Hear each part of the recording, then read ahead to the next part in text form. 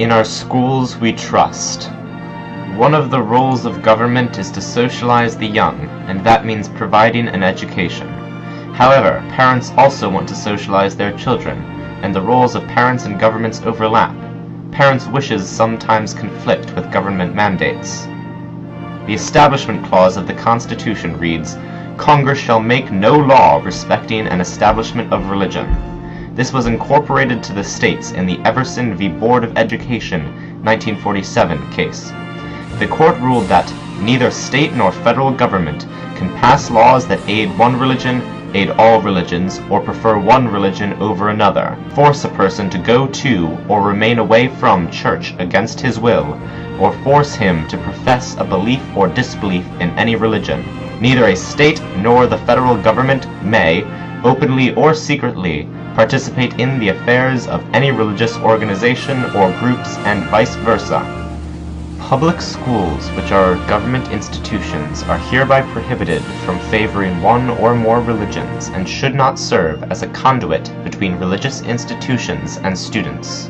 This case has influenced many others, including the landmark Engel v. Vitale, in which the court ruled that school-mandated prayers are blatantly unconstitutional. Albenton School District v. Schempp ruled that organized Bible reading was unconstitutional, and in 1985 the Wallace v. Jeffrey case ruled silent school prayer unconstitutional.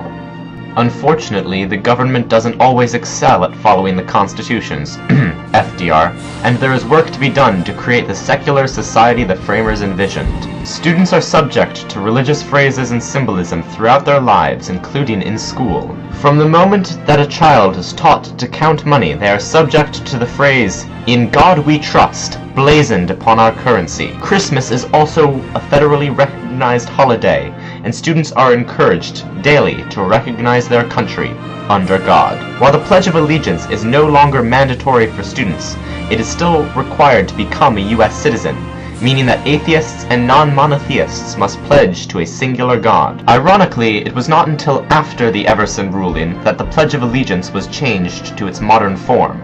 The current form, which reads, "I pledge allegiance to the flag of the United States of America, and to the republic for which it stands, one nation, under God, indivisible, with liberty and justice for all," was implemented in 1954 in the midst of the Red Scare. The previous version, which had lasted since 1924, was nearly identical, but did not contain the phrase, "under God." When President Eisenhower approved the change to the pledge, he stated, "From this day forward, the millions of our school children will daily proclaim in every city and town, every village and rural schoolhouse, the dedication of our nation and our people to the Almighty. In this way, we are reaffirming the transcendence of religious faith in America's heritage and future." Eisenhower was also instrumental in the adoption of "In God We Trust" as America's motto. The question is, what harm does it do? In a Gallup poll conducted in 2012, 43% of Americans said that they would not vote for an atheist based solely on their views of religion. In a secular country, that statistic illustrates an ingrained problem in our society. The key to fixing any problem is to teach the youth. Schools serve to educate, not indoctrinate. To restore the system to this secular purpose, and to instill in this generation the same ideals of democracy held by the founders, it is imperative to remove "under God" from the Pledge of Allegiance.